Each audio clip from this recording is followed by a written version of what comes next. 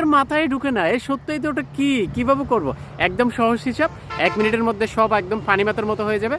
সত্যায়িত হচ্ছে একজন হতে প্রথম শ্রেণীর কর্মকর্তার কাছ থেকে আপনার ছবিটা সত্যায়িত করতে হবে। এটা যে আপনাকে দেখে সে সত্যায়িত করবে এবং একটা তার শিলটা দিবে। এখন সত্যায়িত কাদের কাছ থেকে আপনারা পাবেন? সত্যায়িত হচ্ছে আপনি যদি একদম গ্রাম পর্যায়ে থাকেন, আপনি ইউনিয়ন পরিষদের ওখানে পাবেন না। আপনার উপজেলা পরিষদের ওখানে আসতে হবে। সেখানে যে উপজেলা পরিষদের ডক্টর আছে, আপনার বিসিএস ডক্টর আছে, ওখানে আপনি ডক্টর দিয়ে সত্যায়িত করতে পারেন। আপনি এসিলেন্টকে দিয়ে করাতে পারেন, আপনি ইউনিয়ন সাহেবকে দিয়ে করাতে পারবেন, আপনি থানার ওসি দ্বারা করাতে পারবেন।